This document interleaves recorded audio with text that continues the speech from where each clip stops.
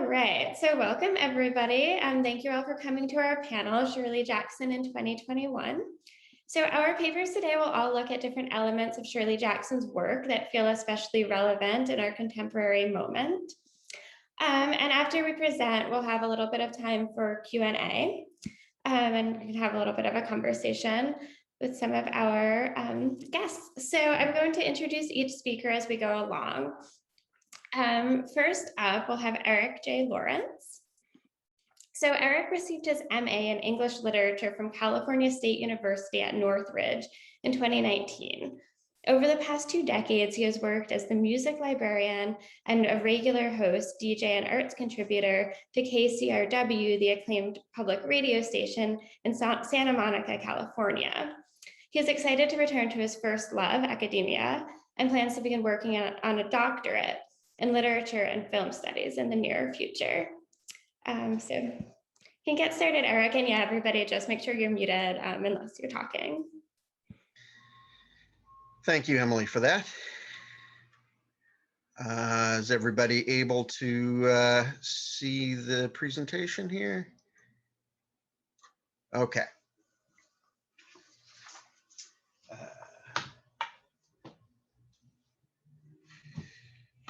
So the title of my piece is Writing for Demons, Shirley Jackson's Work for Children.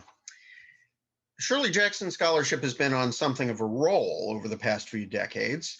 Prior to the new millennium, she'd often been regarded as the most significant yet unheralded American writer of the mid-20th century. Nonetheless, this attitude has been changing, as this panel clearly demonstrates, but also considering a reissue campaign of her work, a recent critical biography, and a forthcoming collection of Jackson's letters, not to mention multiple new cinematic adaptations. But despite this new attention, one part of her bibliography that is still virtually unexplored is her writings for children. Her work for children remains generally unremarked upon, despite the importance of themes of family discord and fractured domesticity, inaugurated by the youngest of her narrative's characters in much of her more familiar adult-themed writings.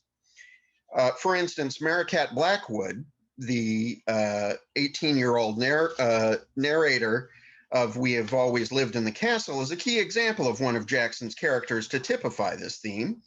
Joyce Carol Oates, in a 2009 New York Review of Books essay, describes her as in the tradition of precocious adolescence of mid-20th century American fiction. Yet, as one who is also a mysterious amalgam of the childlike and the treacherous, a type of disruptive character frequently found throughout Jackson's work. Kids play a frequently important role in much of her adult work, often as agents of chaos. Examples include short stories like Charles, where a young boy relates increasingly shocking incidents about a disruptive classmate to his mother, only to have her learn at a PTA meeting that no such child exists. Even the titles of Jackson's pair of gently humorous memoirs of her life as mother to her 4 children are telling: Life Among the Savages and Raising Demons. Shirley Jackson is being cheeky here, but they do suggest a bit of a dark vision as to what exactly children are. But her works written specifically for children provide us with another route to explore her ideas about kids, as they shift from the subject of the story to being the readers themselves. Her first such book was 1953's The Witchcraft of Salem Village, a non-fictional account written as part of a series of American history books produced for young teen readers. In her vivid yet factual account, Jackson certainly does not hold back in placing blame firmly at the feet of the girls who were reveling in their newfound power and notoriety. Jackson also wrote a pair of picture books. 1962's 9 Magic Wishes is a fairly traditional story of wish fulfillment, but Famous Sally, written the following year, is a little more troublesome. Sally seeks everyone to know her name, so she travels through a series of fairy tale lands promoting herself until in the end, everyone does know her and she becomes Famous Sally. On one hand, the book works as a story of validation and self-worth that reflects a common anxiety of young children, but Sally is not presented as having done anything to warrant the attention she seeks. Instead, she merely wants to be famous for the sake of being famous, a condition prophetically familiar to us in our post-social media influencer world. The last of Shirley Jackson's work for children is a one-act musical play. It is a satire of fairy tales written for her own children to be able to celebrate their wild side. But like with Jackson's memoirs, its title is telling. She called it The Bad Children. Individually, none of these works stand out as a classic or have entered into the canon of children's literature, but they do provide another facet of Jackson's overall body of work, one that complements her more complex and profound stories, which explore the conundrum of childhood. Before examining these works specifically, it's useful to see in more detail how children are depicted throughout Jackson's adult fiction. In a way, she anticipates a popular theme of evil children that begins to come out of mid-20th century fiction, with novels such as William March's The Bad Seed and its attendant theatrical and cinematic adaptations, or John Wyndham's The Midwich Cuckoos, later filmed as Village of the Damned. Dominic Leonard, in his book Bad Seed and Holy Terrors, charting the appearance of child villain in horror films, writes in his introduction, with a subconscious nod to the lottery, as in an obsessive ritual, we assure and reassure ourselves with visions of the innocent child, the little wonder, the beautiful victim, the cutie pie rebel, whose diminutive insurrections come more as flattery of our power than a challenge to it. He goes on to suggest that the tables begin to turn mid-century within the genre of horror films, but I'd go further and suggest that Jackson's depiction of children in her work points the way. Kids of various ages, especially girls and young women, are featured characters in all of her novels, including prominently in her debut novel, 1948's The Road Through the Wall. Set in an insular neighborhood in Jackson's birth state of California, the novel relates over the course of numerous interactions between members of the various families living there, the narrow-mindedness that infects such modern American environs, ultimately ending in tragic results within the course of a scant 200 pages. Mostly unremarked upon at the time, the book has grown in reputation over the decades as a demonstration of Jackson's ability to present a dark satire that is genuinely disturbing. Most of the novel's action is initiated by the female characters, ranging from the gossiping mothers to their wily young daughters. The parents, while clearly no paragons of progressive behavior, are at least almost always referred to by their last names, Mrs. Desmond, Mrs. Byrne, and so on, ostensibly befitting their status as adults, while the children are almost always called by their first names. That is, when they're not being called young animals or like an ape. Their slippery behavior is frequently suspected by their parents, but much of the transgressive activity is left for the reader's eyes only. For instance, regarding the elderly Mrs. Mack, Jackson writes, "The children called her a witch, and the parents called her an unfortunate old woman," demonstrating in microcosm the difference between the generations' attitudes, although the narrator also then winkingly admits, and she looked like either one. Although the more generous of mothers defend the children's behavior as not that serious, invoking King Lear's condition of being more sinned against than sinning, the morbid conclusion to the novel suggests that something is genuinely wrong among the children of Pepper Street. Published the same year as The Road in the Wall, Jackson's short story Charles was the first of her semi-autobiographical stories of her own children's escapades. Originally published in Mademoiselle magazine, an occasional destination for her previous stories, and later included in her quintessential short story collection, The Lottery, the following year, it was also later incorporated into Jackson's first of two book-length memoirs of her family life, 1953's Life Among the Savages, which, along with its 1957 follow-up, remains among her most commercially successful books. While clearly exaggerated for both dramatic and humorous effect, Jackson presents the fictionalized version of her son Laurie as imaginative almost to a fault, able to construct an artificial fall guy for his own misconduct. Laurie's frequent sassiness towards his parents at home, not to mention the outright lie of Charles's existence, suggests the potentially corrupting influence of Charles' apocryphal abusive behavior towards his teacher and his classmates. But when we learn in the final sentence of the story that Charles is only a figment, we can be excused for being at least a little concerned for the child's future good judgment. In this case, context matters, Where reading the story in the pages of Mademoiselle or among the other droll follies described in Jackson's memoirs makes clear the humorous side of such childish misdeeds.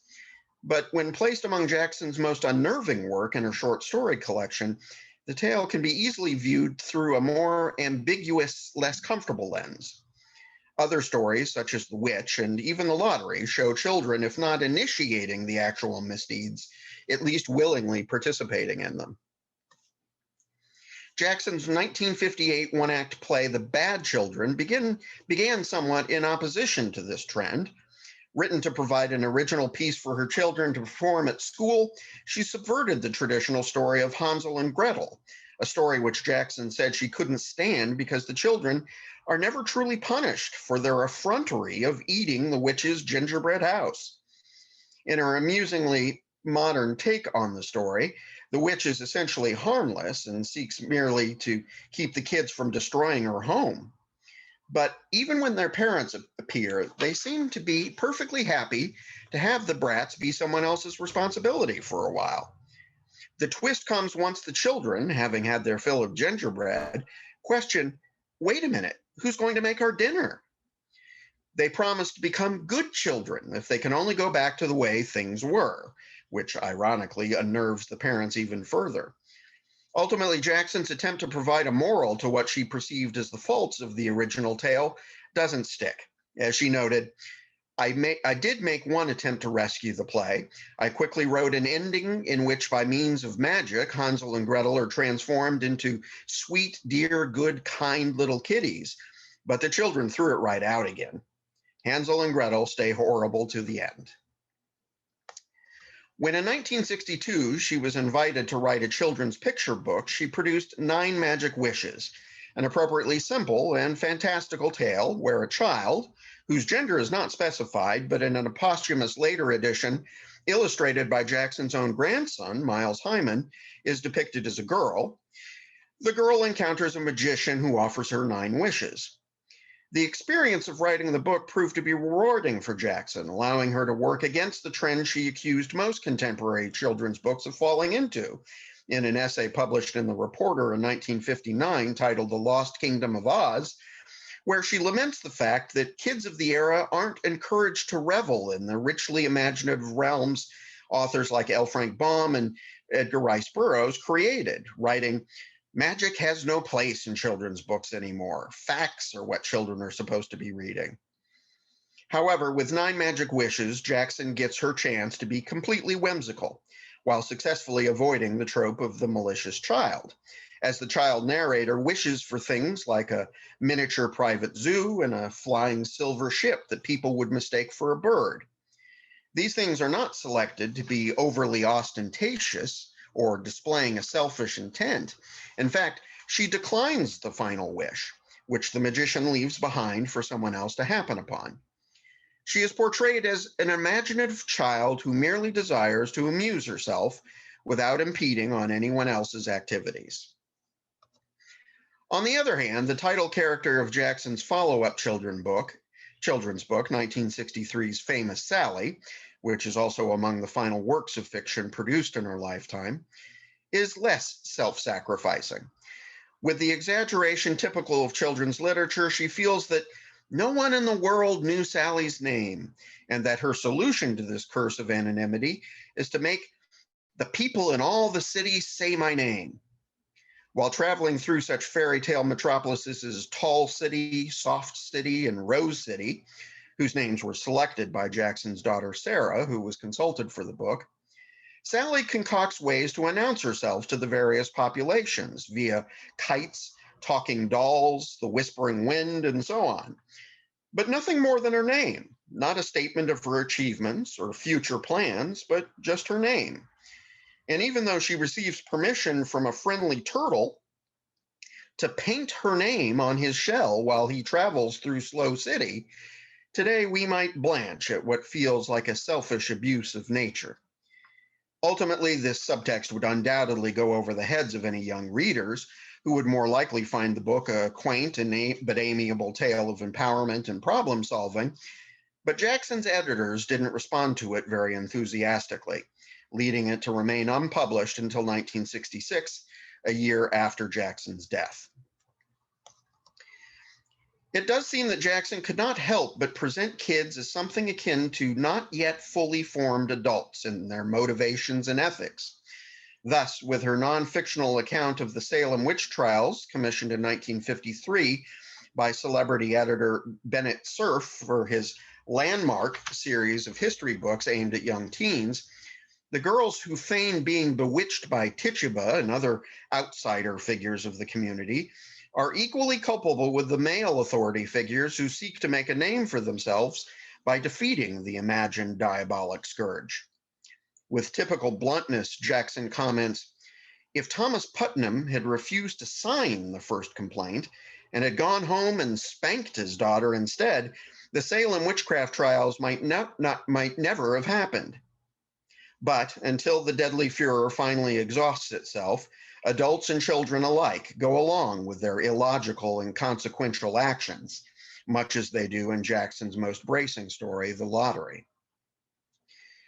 Her suspicion of children, whether in their imitation of adult misbehavior or out of their own distorted sense of propriety, reappears throughout her work, even including her writing for younger readers. But a final children's novel, The Fair Side of Far, was begun just before her death.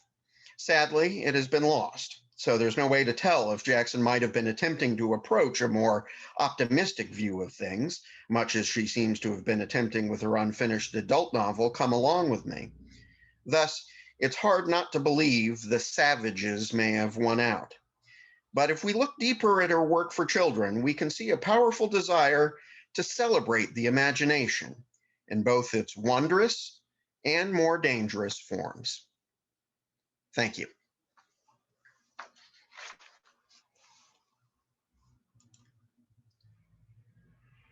Thank you so much, Eric. That was really interesting. So next up, we're going to hear from Kevin Knott.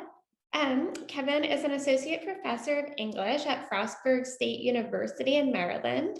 He teaches 18th century British literature, composition, and specialty courses on Gothic literature, including an upcoming course on Shirley Jackson. Thank you so much. Let's see.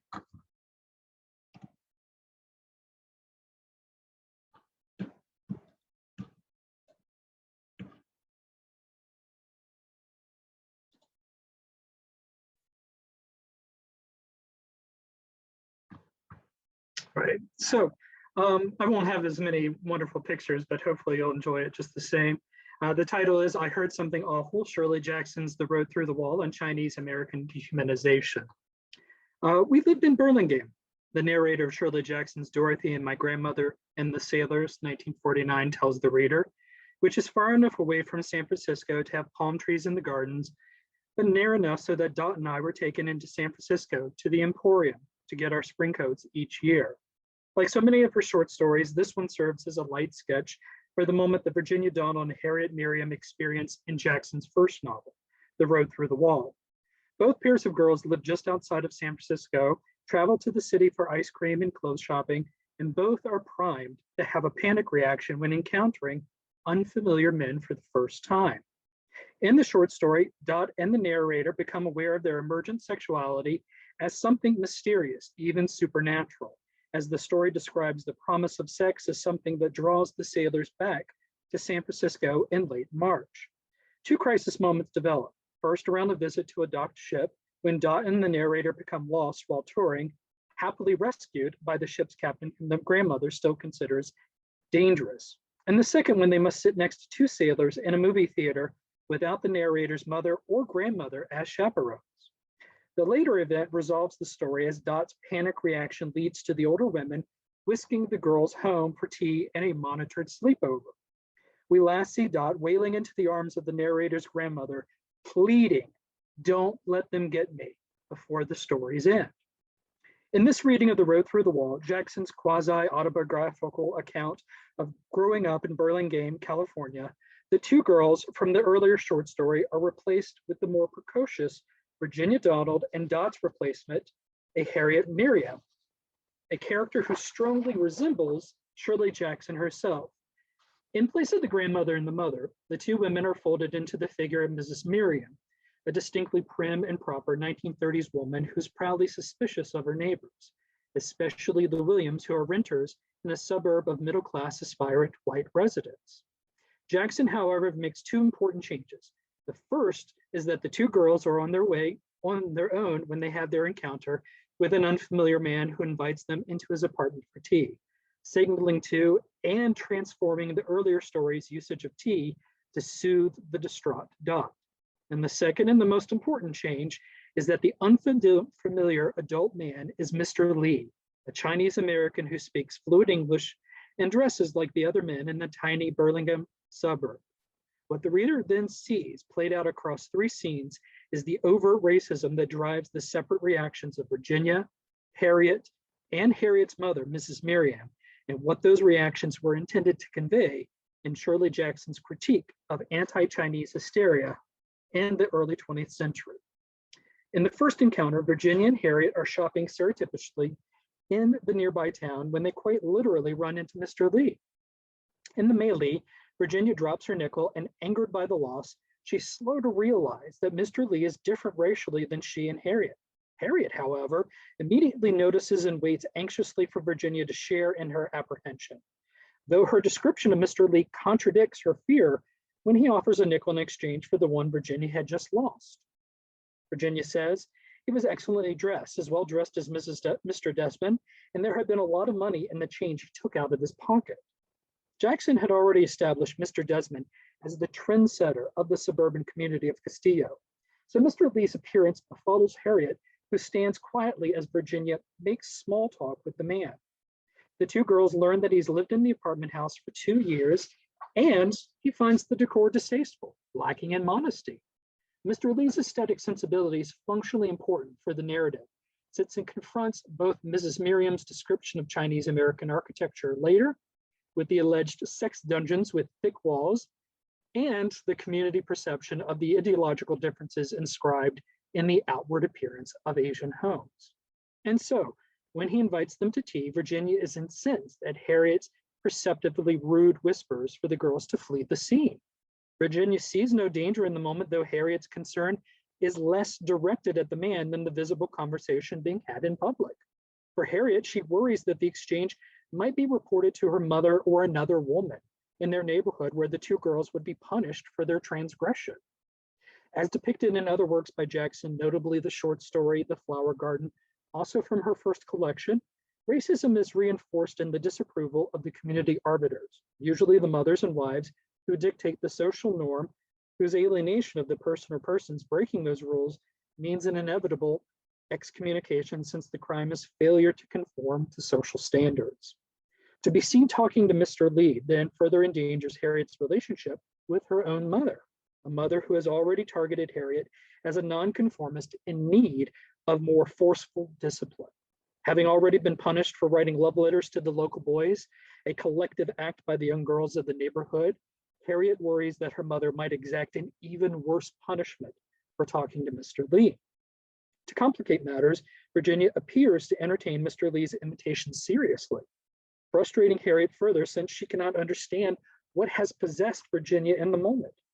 Harriet's inquiries about Virginia's willingness to appear next Tuesday for tea are punctuated in Jackson's narration by the quizzical observation that Harriet was frightened by something in Virginia she did not understand. Jackson is obtuse in this moment, raising the possibility of an adult relationship or a sexual threat, but never fully committing to its possibility, yet. In the short story, Dorothy and My Grandmother and the Sailors, meanwhile, the sexual ambience is heavily telegraphed between the grandmother and the girls. But the change in the narrative of the novel is the influence of the sexually precocious Helen Williams, who has already emboldened Virginia and the other girls, having orchestrated the love letter event. Still, Harriet's concern over the sexual impropriety of the encounter is blunted when Virginia encourages that she is only interested in exploiting Mr. Lee, challenging Harriet with the dialogue. What of it? Virginia asked again. It doesn't hurt to take money from a Chinaman.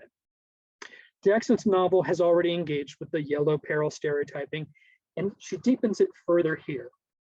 This is the idea typified by Sax Rummer's description of his Chinese villain, Fu Manchu, who appeared in 41 novels starting in 1916. And he writes in description, imagine a person, tall, lean, and feline, high-shouldered with a brow like Shakespeare and a face like Satan, a close-shaven skull, and long magnetic eyes of a true cat green. Invest him with all the cruel cunning of an entire Easter race, accumulated in one giant intellect with all the resources, if you will, of a wealthy government, which, however, already has denied all knowledge of his existence. Imagine that awful being, and you have a mental picture of Dr. Fu Manchu, the yellow peril incarnate in one man. Now, the repetition of the term awful draws comparison to Jackson's own usage of awful in association with Mr. Lee, albeit ironically, since he's anything but in person.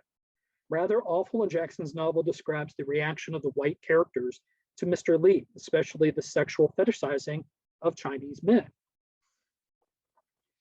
In an exchange between Harriet and her mother, Mrs. Miriam, that follows the fateful encounter in town, Harriet is fearful but eager to learn what her mother really thinks of Chinese Americans, especially men. At dinner that night, Harriet retells the events of that day as if they had happened to Helen Williams. It's about Helen. One day, she and Virginia were walking down the street, and they met a Chinaman who lives down on the corner in the apartment house. Harriet reports to her mother. The slur Chinaman is only used in conversation, particularly when the character in question denigrates, in this specific case, Mr. Lee. And yet, what is exceptional here is that Harriet makes clear that Mr. Lee lives in the neighborhood. He is a part of this community, in physical geography at least. Thematically, the white families of the suburb take for granted the security of their neighborhood, which is finally punctured with the events that close out the novel. But at this point in the narrative, Mr. Lee is a threat, but only in relationship to the transgressive character of Helen and similarly sexualized girls. His presence alone is harmless until that presence is made a threat by interacting with the white members of the community. In the monologue that follows from Harriet's mother, she describes how this process unfolds. She announces to her husband first, "Harry, did you hear that? Helen Williams is running around with Chinamen now." After a slight pause, she muses further that they just love white girls. She smoked slightly in spite of herself and said even lower so that Harriet had to lean forward to hear. Their houses are made with heavy walls, extra heavy so you can't get out, and no one can hear you if you scream. Scream, she repeated with relish, and Harriet felt herself hot and embarrassed. Mrs. Miriam is instructing Harriet in the yellow peril tropes, knowing that her husband is neither aware of the conversation nor concerned. This is a private tutorial for Harriet's benefit, but also an incitement of Mrs. Miriam's own arousal at contemplating the sexual threat. For propriety's sake, she does not detail what happens within the heavy walls of Chinese American homes. Instead, in a post-arousal haze, sighing and lamenting, poor Helen. Her distress for Helen reads false, since the reader already knows that Mrs. Miriam feels about Helen's sexual trysts. And even Harriet is disturbed to the point of challenging her mother. Jackson writes, she, Harriet, felt a need to protest. She believed everything her mother was saying, but that her mother should appear to enjoy it so much. Jackson leaves that thought unexpressed, but Harriet does contend that nothing awful like that could happen. Seconds before, Mrs. Miriam gets up to call Mrs. Donald to report what Harriet had told her about Helen and Virginia's encounter. This scene is critical for understanding Jackson's story, framed by Harriet's dialogue that I heard something awful about Helen Williams the other day, and the awfulness of her mother's story. Harriet is bound in the confabulations of her own and her mother's life. Neither is being honest about their own feelings or perceptions, and yet they share in their dishonesty a sense of displacement from themselves. Mrs. Miriam is unhappy in her marriage, and her sexual fantasies of being ravished by strange men are similar to the fantasies that the other women and men in the community share about having their humdrum lives upset by something, anything interesting happening that will shake them out of the doldrums of their suburban life. Throughout the novel, the families fear and wish for a calamitous event that will be worthy of their attention. In the end, The death of the two young people both elicits and ruins the catharsis of that desire in its heartbreaking reality. But for now, the characters look for potential threats, even in the innocuous Mr. Lee, to spice up their lives. This incitement by awfulness is what disturbs Harriet, since she is painfully aware that the awful thing, whatever it could be, might happen to her. Her own sense of mortality then drives her fear of Mr. Lee, such that when she and Virginia meet him finally at his home, she insists unconvincingly that she is not scared. In the scene, Harriet is increasingly aware of the girl's vulnerability and inability to flee or scream such that they might be saved if the awful thing happened. Still, Mr. Lee's apartment is furnished like their own homes. Nothing about his character indicates he is in the least threatening. Virginia even remarks patronizingly that you speak English awfully well. The adventure ends, however, when Mr. Lee reveals that the apartment is not his own. He is only taking care of it for his employer, while Mr. Lee works on his aspiring career as a writer. Incensed, Virginia blurts out, "He's the help? The maid?" And she hastens Harriet out of the apartment. Mr. Lee's story ends when Virginia's excitement is dampened by Mr. Lee's social status. Even as he protests that he is allowed to have guests, he misunderstands Virginia's motivation. She was using him, gambling that he might serve as entertainment or escapade worthy of bragging about to their friends. A risk that the other girls would not have taken in proving how daring Virginia and Harriet are to encourage the awful thing to happen. Thus defeatedly, Virginia exclaims to Harriet, "Don't blame me. It's not my fault," when Harriet reiterates that they should have never gone to the apartment. But for Virginia the disappointment is entirely circumstantial. Mr. Lee did not prove to be exotic enough for Virginia and Harriet's needs. So in the end, readers learn in Jackson's novel a familiar lesson, wherein Chinese American people are characters in the stories of white lives, though there is something else at work here too. The domestic bliss of white suburbia is counterbalanced by the primeval need for adversity. In the absence of real threats, imagined ones take their place and focus attention away from the deleterious effects of social conformity, the actual villain in nearly all of Jackson's novels. Thank you so much. Wonderful. Thank you so much, Kevin. Okay, so I will read my paper next. Hey everyone, I'm Emily Banks. I am a doctoral candidate graduating in August from Emory University in Atlanta, where I will begin teaching as a visiting assistant professor in the fall. My work focuses on sexuality and the Gothic in American women's literature. I've published work on Jackson in the collection Shirley Jackson, A Companion, edited by Chris Woofter, who is here, as well as the Bloomsbury collection Shirley Jackson and Domesticity, and the Women's Studies special issue that Dan edited. And I have other work in Mississippi Quarterly and Arizona Quarterly. So my paper today is titled Falling Out of Line, the Sundial's Apocalyptic Queer Futurity. This is kind of a condensed version of my article in Women's Studies, so if you ever want to read the expanded version, it's there. I plan to present this paper at ALA 2020.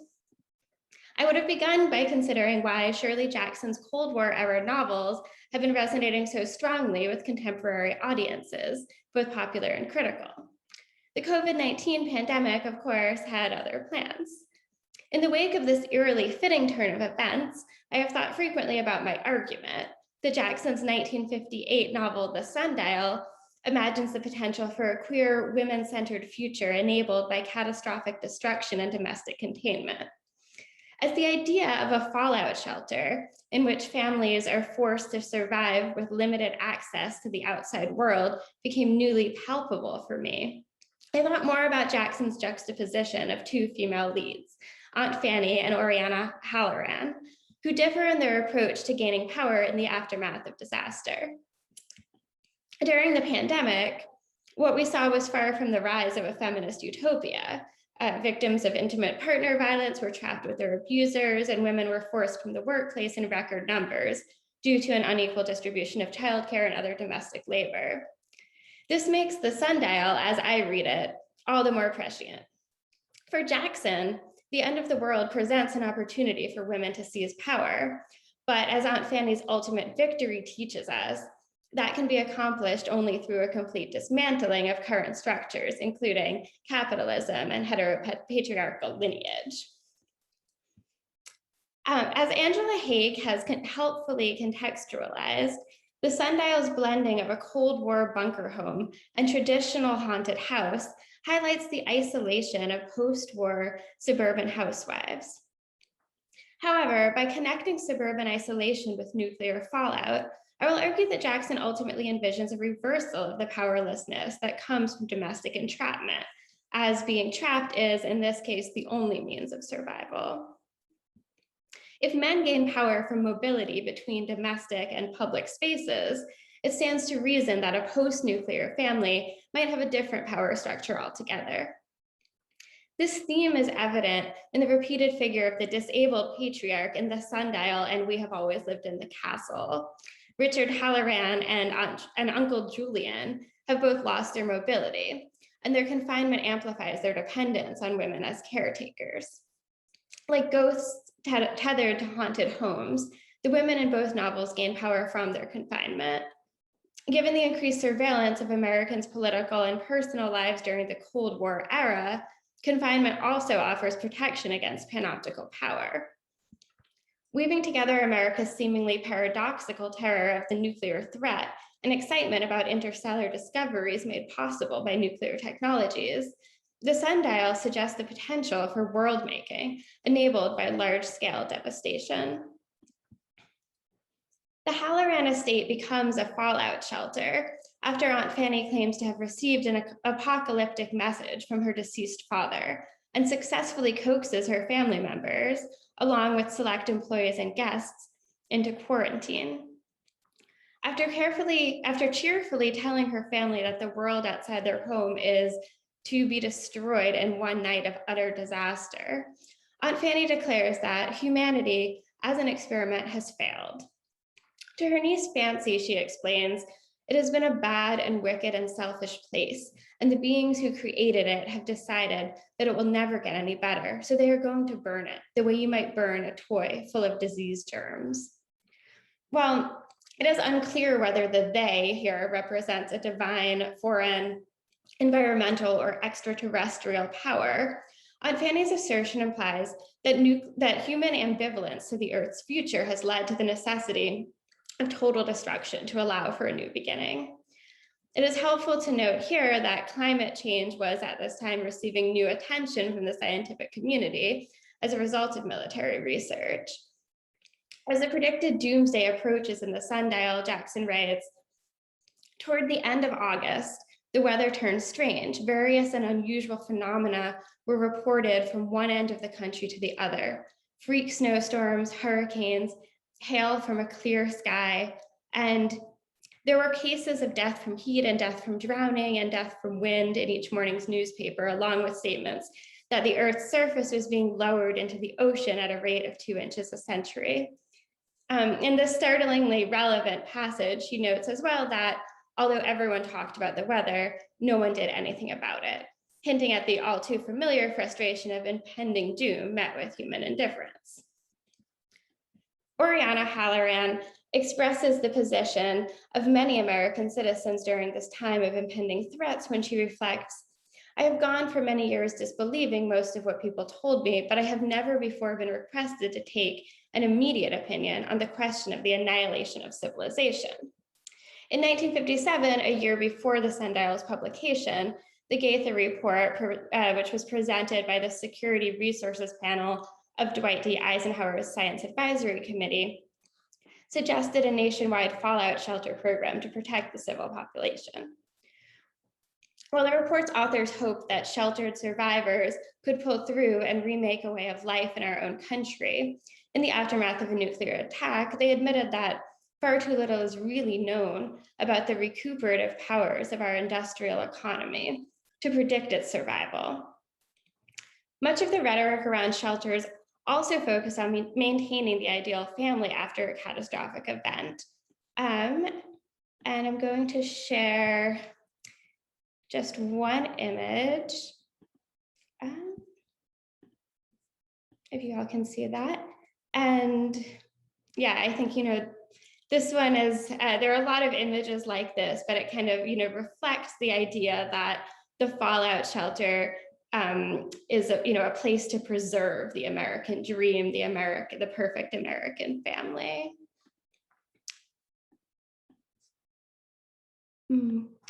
So according to the National Museum of American History's archival resources, this kind of family shelter, the family fallout shelter, represented the hope that with enough preparation, the American family and with it, the nation's social and political fabric would survive a nuclear attack. So Aunt Fanny's shelter, the fallout shelter that she's creating in the Sundial, opposes such goals, as she eagerly awaits the decimation of the nuclear family and industrial economy. In Sarah Ahmed's understanding, to be queer is to fall out of line, oriented away from the linear motion of familial progress and inheritance. Oriana Halloran and Aunt Fanny challenge heteropatriarchal lineage in distinct ways. While the unmarried Aunt Fanny fails to contribute to the reproductive family line, Oriana, her upwardly mobile sister-in-law, has intervened in patrilineality by murdering her son for his inheritance. Both Fanny and Oriana see Fancy, the daughter of Oriana's slain son, as their rightful heir, and she becomes an object of contention in their power struggle. While Oriana declares Fancy next in line to inherit the crown she has ordered to assert her post-apocalyptic authority, Aunt Fanny bequeaths her dollhouse, which serves as her blueprint for an alternative lineage structure, to her niece. Describing the model to Fancy as my mother's house where your grandmother and I were born, Aunt Fanny implies that the house represents the matriarchal lineage to which Fancy belongs and from which Oriana is excluded. The dollhouse has no actual dolls, but rather is supplied with characters by Aunt Fanny's imagination. As Roberta Rubenstein has argued, this looks like regressive behavior, but the foreseen annihilation of the real world in the novel ultimately does allow Aunt Fanny to transform these fantasies into reality. After Aunt Fanny shares her received prophecy, Jackson writes, "Those few people gathered in Mrs. Halloran's house, which Aunt Fanny now seemed to believe was her father's house, would be safe." So here she reclaims her right to the estate over Mrs. Halloran, who has it, through marriage. And with it, she reclaims the inheritance that she, as an unmarried woman, has been denied. And it kind of, another example of this kind of reclaiming of inheritance is when she begins wearing her mother's diamonds in defiance of Lionel's widow, who believes that they belong to her by rights. So she thus dismisses the inheritance laws that prioritize marriage and reproductive futurity. This is a frequent theme in Jackson's work. If we think about the inheritance battle between the Crane sisters in The Haunting of Hill House, again, the issue of, who can inherit, and women who aren't married or aren't contributing to reproductive futurity being cut out of that kind of inheritance of the home. Jackson further emphasizes Aunt Fanny's deviance from traditional lineage when she purposefully gets lost in the estate's maze and must repeat her mother's name to find her way out. Aunt Fanny wonders, was she never to lose herself as other people did so easily? Could she never escape into the mad labyrinths and run confused? The erotic implications of her desire to lose her way, to be caught up, are clear when she observes that the finish, the climax, always came suddenly, when you were convinced that you were turned in the wrong direction. The climax, or center of the maze, is marked by a nude statue, tantalizingly named Anna, quote, tantalizingly named Anna, after her mother, a representation of female sexuality that signals the release of concealed desires once she reaches the center of the maze. Navigating the maze offers Aunt Fanny a glimpse of something like the queer world Lauren Berlant and Michael Warner describe as a space of entrances, exits, unsystematized lines of acquaintance, projected horizons, typifying examples, alternate routes, blockages, and incommensurate geographies. In keeping with Ahmed's theorization of queer orientation as those things that don't line up, which by seeing the world slantwise allow other objects to come into view, the matriarchal maze presents an alternative to the straight lines of patriarchal lineage and heterosexual desire. While Oriana is mostly portrayed as conniving and ridiculous, one striking scene paints her in a more sympathetic light. Her dream, which Jackson inserts into the center of the narrative, reveals subconscious longings for, quote, a place of my own, a house where I can live alone and put everything I love, a little small house of my own where there will be only one of everything, one cup, one plate, one spoon, one knife. Her emphasis on the curation of a perfect space with carefully selected objects notably anticipates the protagonists of Jackson's later novels. Well, when Eleanor in Hill House tells Theo about her invented home, she imagines a similarly fetishistic list and explains, everything has to be exactly the way I want it because there is only me to use it, emphasizing the aesthetic choices made possible in solitude. Oriana's dream continues with a voice very similar to Mary Cat's that we have always lived in the castle, telling her, the voice in the Sundial is telling her, see, sister, I told you we would find some place to live here in the forest, which is really similar to Mary Cat's assertion to Candace at the end of Castle, I told you you would like it on the moon. And so in both of these instances, we see the celebration of the rejection of society, signified by the destruction of the Blackwood mansion in Mary Cat's case, and here the eventual abandonment of the Halloran estate. Both of these gesture towards sisterhood as the most enduring form of kinship and allude to enticing astronomical possibilities generated alongside nuclear weapons technology. That the young Essex and Gloria appear in the dream as predatory parasitic children seeking to destroy her private fantasy life provides insight into Oriana's resentment of the role of motherhood. And this definitely relates a lot to what Eric was talking about as well, with the child parasite kind of figures. So like Lee Edelman's homosexual figure in No Future, Oriana positions herself on the side not fighting for the children, resisting the mythology of the cult of the child as a figure of innocence, revered for performing the mandatory cultural labor of social reproduction. And she has, in a very literal way, she has destroyed her own child, but her dream also indicates this further desire to destroy this symbol of the innocent child, as she fantasizes about sole possession over her domain and freedom from the pressure to display maternal selflessness. Like Aunt Fanny, Oriana considers the end of the world a chance to reimagine gender roles and kinship systems. She acknowledges the need for both sexes, assuring the captain that they will not need to, quote, capture our men like a pack of lunatic priestesses feeding on their mates, and that she has every hope, in short, of replacing them amiably and without even the use of force.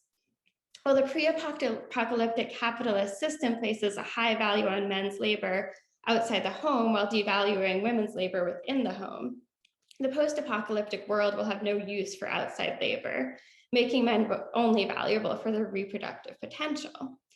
In this way, Oriana aims to occupy the dominant role previously held by patriarchy, devaluing and exploiting men as they once devalued and exploited women. Aunt Fanny's vision of the new world is different in that it rejects such value-based power dynamics altogether, dismissing mid-century consumerism in favor of sustainable practices. As Gloria tries to convince Fancy that she won't be missing out on, hey, I'm so sorry, I got bumped out somehow. This Wi-Fi, but I will resume what I was talking about. So mid-century consumerism. Aunt Fanny, okay, well, now it's saying my internet's unstable, so I hope this works. But Aunt Fanny's vision for the new world rejects such value-based power dynamics altogether. She dismisses mid-century consumerism in favor of sustainable practices. As Gloria tries to convince Fancy that she won't be missing out on life outside the estate, she describes a world of processed foods and mass media in which people are nothing but endless copies of each other, all looking alike, like paper dolls, and they live in houses full of artificial things and eat imitation food. The falseness of this world is contrasted with Aunt Fanny's dollhouse, in which the dolls have little cakes and roasts made of wood and painted, a model of careful crafting she aims to reproduce within the Halloran estate. In a broader sense, this juxtaposition suggests an alternative to contemporaneous economic trends. In A Consumer's Republic, Elizabeth Cohn has outlined how post-war consumer culture led to increased male dominance in purchasing, due in part to the rise of credit, with men playing a surprisingly significant role in areas where women were traditionally assumed to be boss, such as expenditures for food. So this analysis illuminates the emphasis on self-sustaining domestic practices, what we would now call DIY, in much of Jackson's fiction. Aunt Fanny's post-apocalyptic utopia rebels against consumer culture in which women and products are increasingly disposable.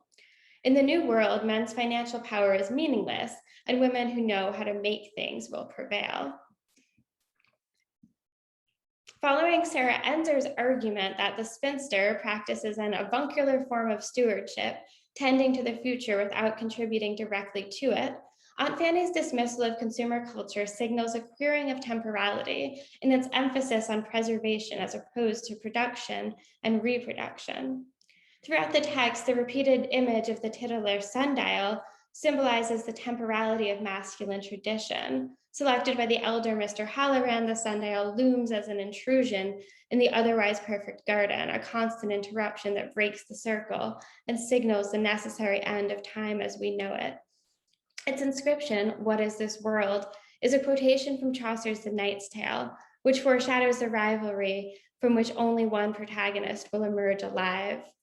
And that's Aunt Fanny. So the final image of Oriana, in which her body lies next to the sundial, insinuates that her adherence to heteronormative time in the form of inheritance and marriage-based hierarchy have killed her, allowing the new world to flourish in her absence. By killing her grandmother, as is implied, Fancy avenges her father's death to claim ownership over the estate, but also aligns herself with Aunt Fanny's vision of the new world. When she dons her grandmother's crown, its symbolic value becomes less grandiose and more whimsical as she proclaims, "I like dancing in it," with childish glee. In the novel's final scene, Essex promises to make a flower crown for Gloria after the world ends. Antithetical to Oriana's obsession with the crown's symbolic power, his promise to make the flower crown, along with Fancy's dancing in her crown, gestures towards a fluid sense of hierarchy in which the purpose of crowns is largely aesthetic, their monetary value inconsequential. Aunt Fanny's vision of creating a queer new world in which traditional lineage and capitalistic value are obsolete is thus fulfilled by the novel's end. That her more radical vision is victorious implies a necessity for change that eliminates existent hierarchies rather than merely reversing them, hinting darkly that the creation of a better world may hinge upon a complete upheaval of the familial, social, and economic structures that many Americans still hold dear. Thank you all. And sorry about the technical difficulties. So Daniel, do you want to, give it a try now? I will introduce Daniel again. Okay. I will introduce Daniel again. So Daniel Kasper is an English instructor at the University of Texas, Arlington. He is a Gothic scholar with interests ranging from Mary Shelley to Toni Morrison, with particular focus on feminist and critical race work. And he has a chapter in the recently published book, Shirley Jackson, A Companion.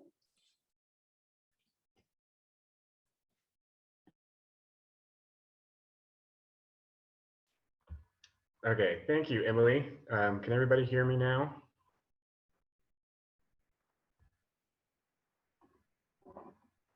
Okay, so I'm just gonna go off on the, try again. If it loses it, I will just circulate the paper. So in 1996, Lawrence Jackson Hyman and Sarah Hyman DeWitt, as Hyman Stewart, Shirley Jackson's two eldest children, edited a collection of her short stories that they titled Just an Ordinary Day. In the introduction, dated 1995, they described the effort of collecting the works as somewhat serendipitous. Several years ago, a carton of cobweb files discovered in a Vermont barn more than a quarter century after our mother's death arrived without notice in the mail. Within it were half a dozen unpublished short stories, the yellow bond carbon she kept for her files. The stories were mostly unknown to us, and we began to consider publishing a new collection of our mother's work.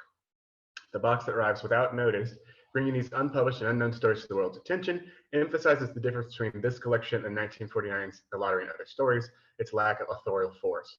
Whereas the stories first published in The Lottery are, of course, authored by Shirley Jackson, the 32 unpublished short stories in Just an Ordinary Day are authorized by the editorial work of her children, not by her.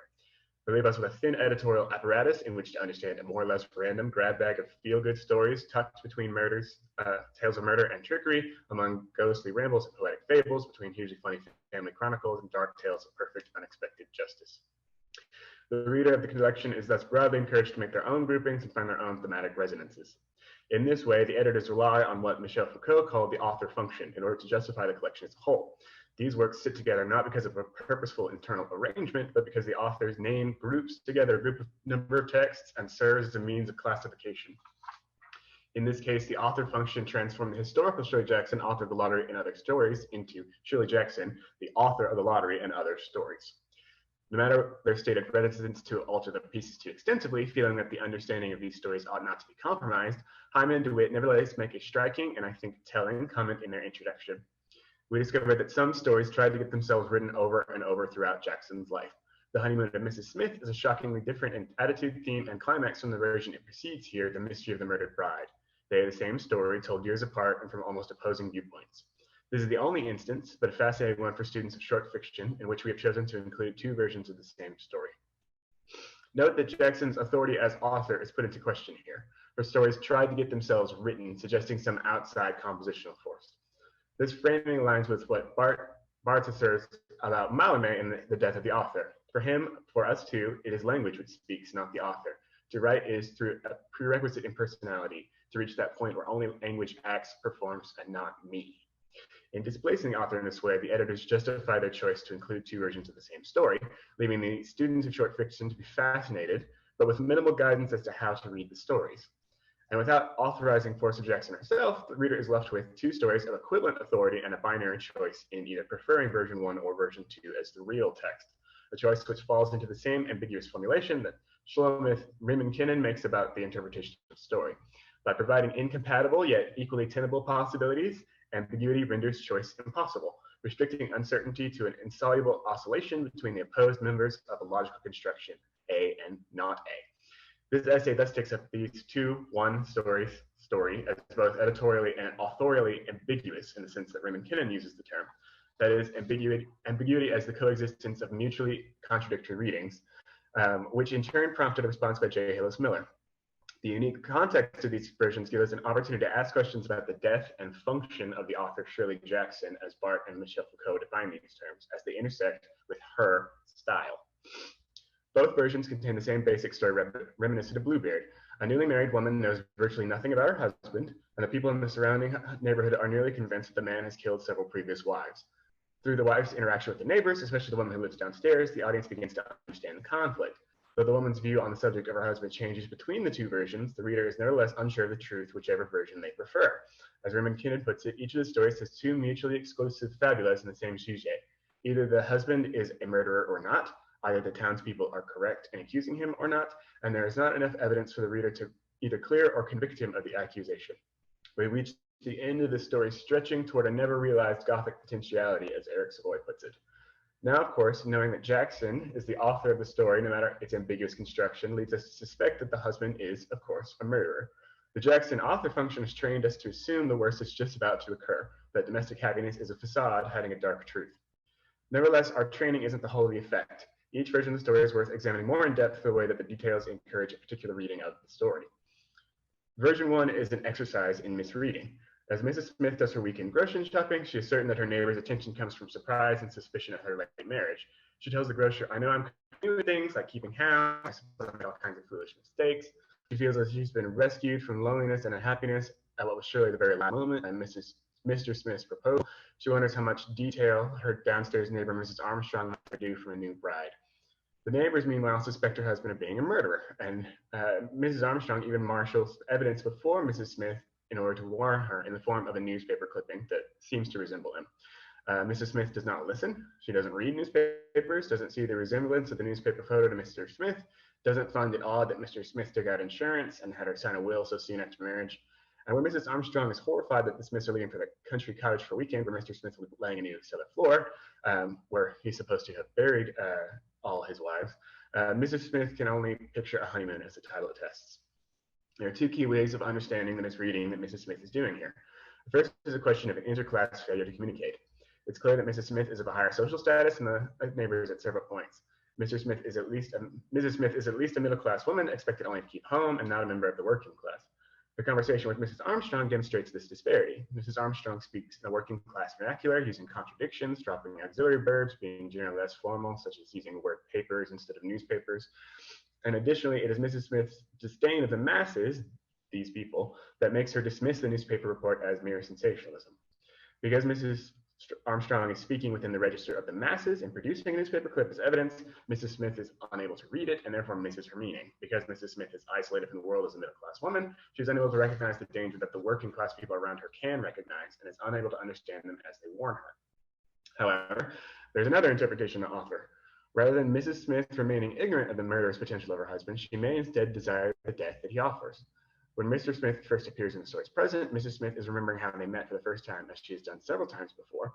But this time she reveals she had been wondering what it would be like to walk out into the sea and just keep walking on, and he sat down beside me. That is, Mrs. Smith reveals that she was considering suicide by drowning. As the story's murderer is said to have drowned his 6 wives in the bathtub, this detail becomes a way of reconciling the two possible meanings of the story, the husband is and is not a murderer, into the double meaning that Rinkennen defines as allegory in contrast to deity. Allegorical narratives can be read as literal narratives and as figure embodiments of meaning. Mrs. Smith is literally desirous of the death by drowning that Mr. Smith offers. And when that desire is combined with her reading of the neighbors as concerned about her status as a new bride, death is figured as the first night of the honeymoon, when she will cease being a virgin. That is, drowning is doubled as meaning as both sex and death, and because Mrs. Smith is thinking in the figurative register, she cannot understand the literal register in which Mrs. Armstrong speaks. Now, the second version seems to be told from an opposing viewpoint, as Jackson's children write. The basic difference is Mrs. Smith's own belief that her husband is indeed the murderer. She, at least, was almost not in doubt. She had known the dreadful fact was true for 3 weeks and 6 days since she had met it face to face on a bench facing the ocean. She is therefore unconfused as to what her neighbors are saying about her. She can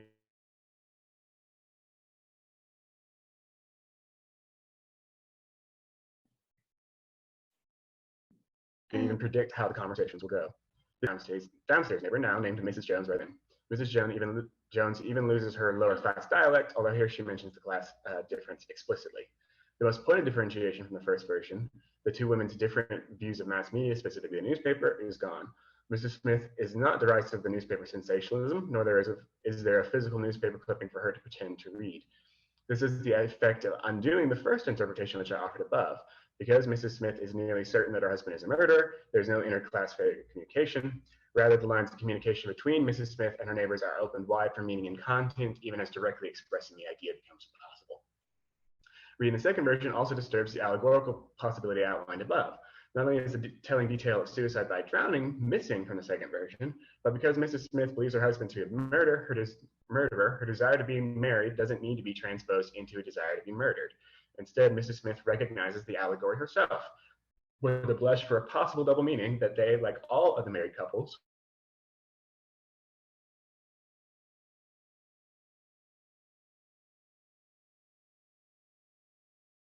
were two halves what was essentially one natural act. To a literal desire of wanting to be murdered, there's no need for the allegory.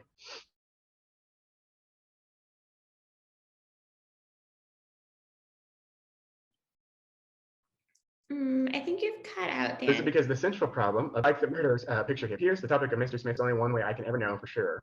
That is, the only way to know. Okay, can you hear me now?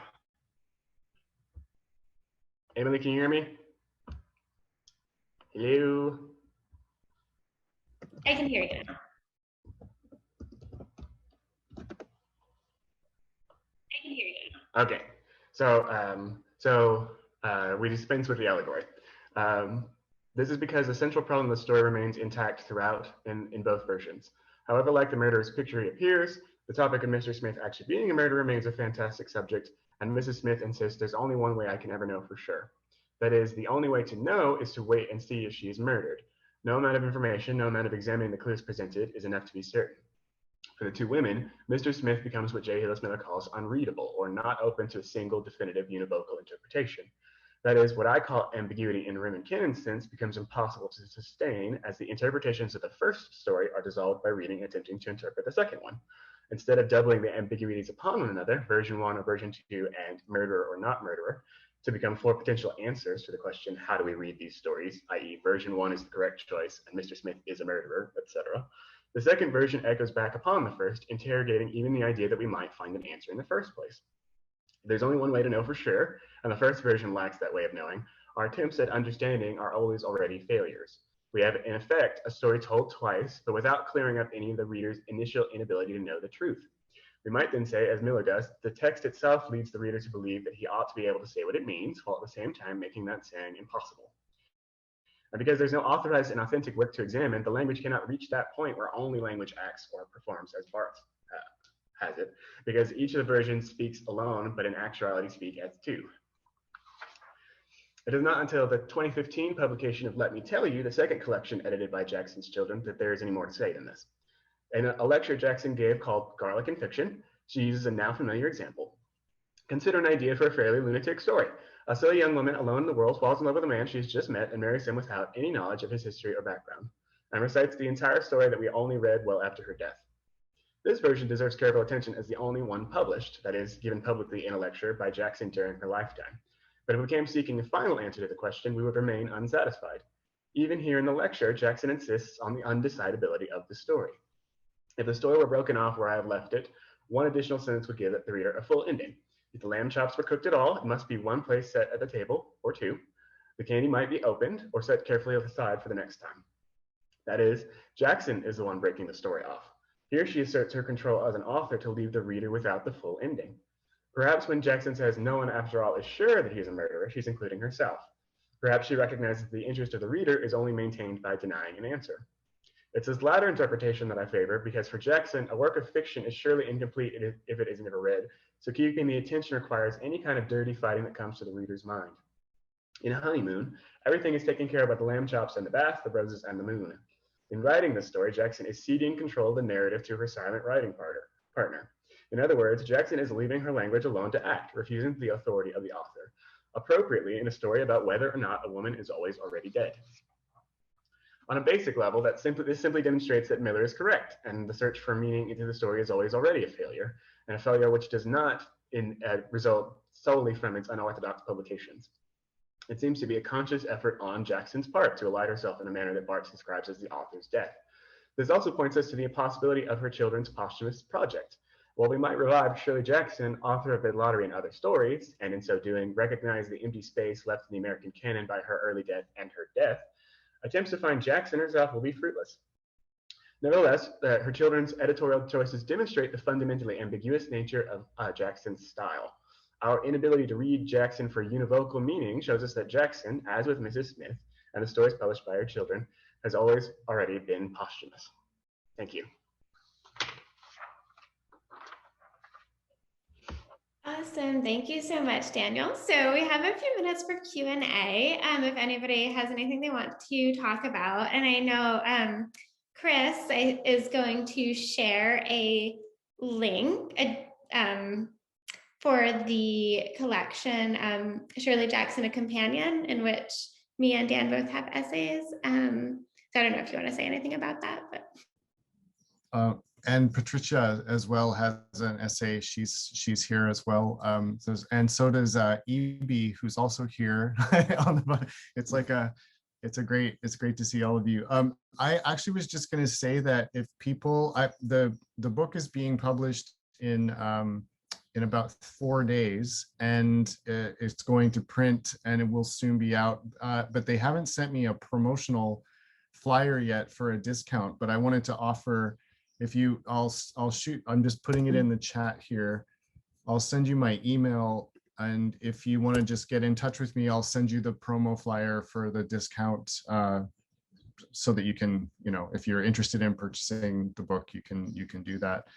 And the book is, it's being published by Peter Lang. So you can go onto their website and just look up Peter Lang, Shirley Jackson, or companion, and it pops right up. But thanks everybody for your presentations. I really enjoyed them.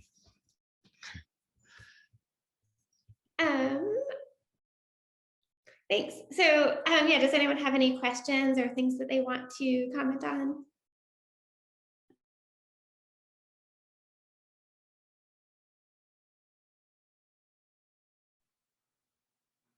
This is probably a little tangential. Can you hear me? Yeah. But I can't help but be fascinated by the fact that there was so much writing in this period between the end of World War II and the beginning of the social movements in the late 1960s that explored sort of deep social cultural anxieties in a way that's so appropriate for a kind of quiescent age. I couldn't help but think about some of Welty's fiction, which reminds me a little bit of Jackson's. And I'm not going anywhere in particular with that, but it was just something I was thinking about as I listened to these papers, and they were so good. And so thank you, everyone, for these papers. And I think, I can't take that any further. I was just interested in that echo, or in those echoes. Thank you.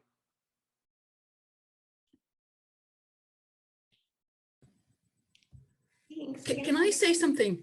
I would like to thank you all of you for those very intense and very interesting papers.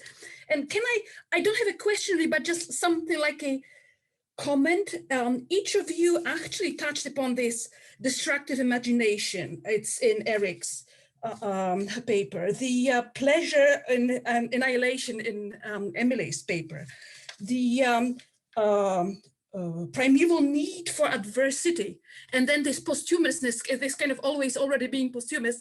And I was thinking that perhaps this is this reaction to what Barbara was mentioning, these quiescent times which everything is boiling down beneath the surface. So you've got all this reaction is kind of the fantasy of apocalypse, but not apocalypse yet. Yeah? And so I really loved how consistent actually all your papers were in this sense. So thank you very much. Yeah, thanks. Yeah, I thought, I mean, it's just so kind of amazing to be presenting this work, in the contemporary moment as well. But I just thought about this, and especially the Sundial, so much during the pandemic, when it was this kind of so many different kind of catastrophes and social issues and movements happening, but at the same time, like everybody just being kind of alone. It's really fascinating. Chris, do you have a hand raised? Sorry, I raised my hand like I ask my students to. So yeah, I agree. As of yet, I also like that you call it not apocalypse yet, or like instead of apocalypse now. But the question I had too kind of relates to that. It has to do with the children's work and the young adult work, and also tying that into these fantasies of apocalypse and what I would call I guess the kind of essential megalomaniacal aspect of Jackson's main characters, who whether they're young or old, they're almost exclusively women who are sort of like taking a kind of, well, sometimes narcissistic, but sometimes also quite understandable, reaction to the world, and turning it into a totalizing fantasy of a totally new world. But it's like a very personal thing that they see as a holistic apocalypse. Like what I'm dealing with in my little life, in my college life in Hangsaman or others place, these other very personal, mental spaces or domestic spaces becomes like this massive, they see the whole world shifting, and even the first story in The Lottery and Other Stories brings this up as well. Like I see the world just collapsing and all the businesses and churches, and so I'm just wondering about whether anyone wants to comment, whether you wrote or talked about young adult fiction or the kind of older characters like Oriana, in terms of this kind of almost shared childish megalomania that is like so wonderful in Jackson. Well, I will say one thing that I noted, and it was particularly clear in Emily's discussion of the Sundial, is this idea that, and then also Kevin talking about the road, this idea that the larger the community, whether it be a single family or a collection of families, the books that have sort of the larger cast of characters are the ones that have even greater catastrophe sort of associated with them. And that the ones that where there seems to be a movement towards, as you're describing, kind of individualism and just dealing with your own individual issue and problem. And so, for example, like in the two picture books, Nine Magic Wishes and Famous Sally, the characters are children that encounter a person, but there's no mention of their families. So in other words, the girl that's bequeathed the wishes, you don't know what her family life is.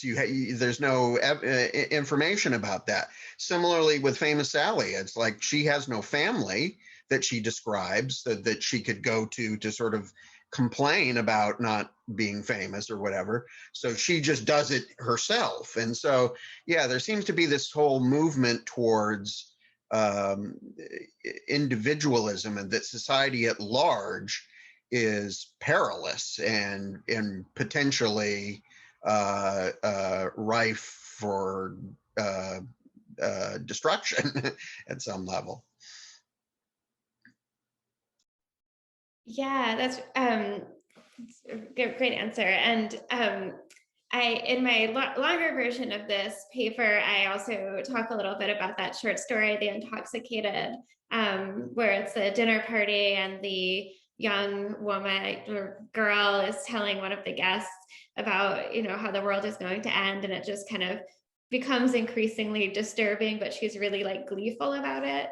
And something that I'm interested in my longer project is this idea of sideways growth that comes from Catherine von Stockton, who wrote The Queer Child. But it's this idea of children, the child who kind of doesn't develop in the way that is expected of them and doesn't progress into adulthood and maturity and reproduction and carrying on the family line in the expected way. And so I think a lot of Jackson's kind of deviant children characters are so fascinating, in that they, really are kind of excitedly hearkening, the end of the world, because they see in it so much potential for their own fantasies to be played out, and things that you're supposed to outgrow, like the fantasy of, even for someone like Aunt Fanny, the dollhouse, right, is kind of read by some critics as being a sign of her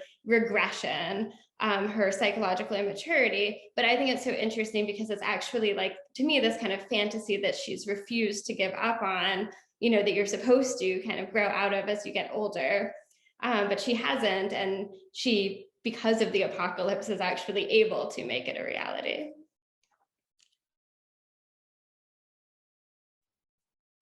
Great, I think we have time for maybe one more question if anyone has anything.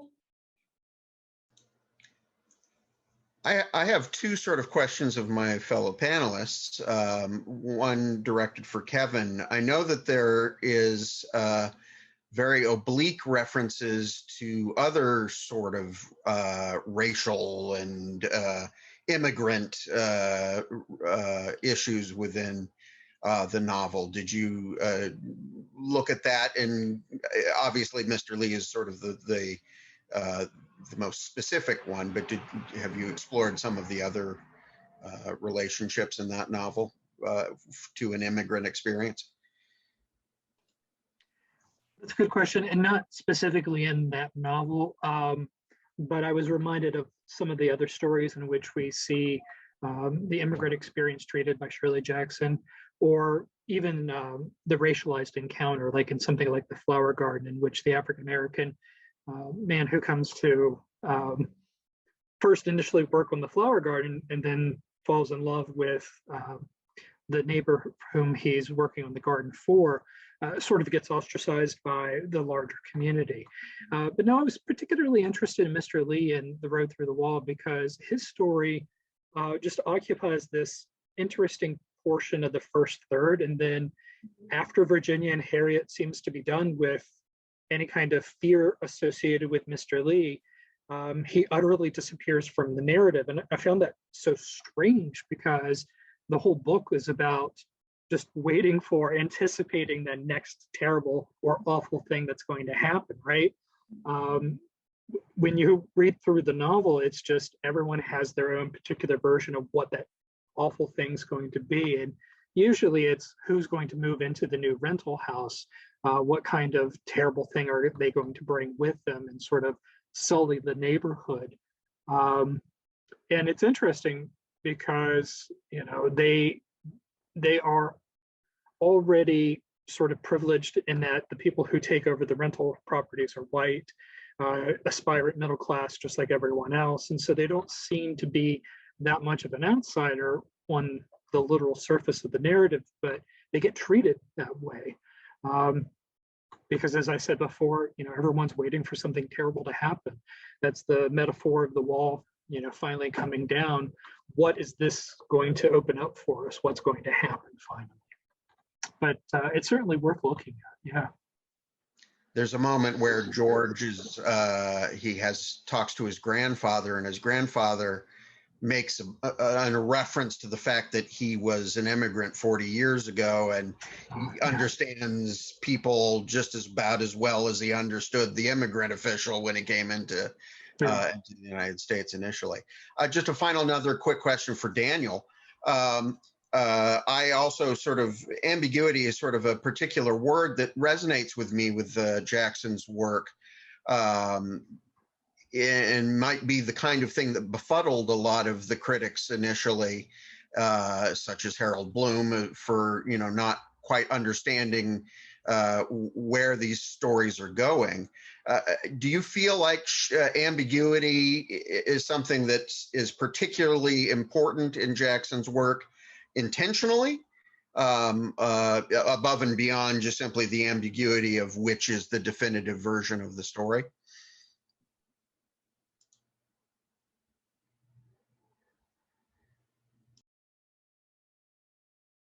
So thanks, Eric.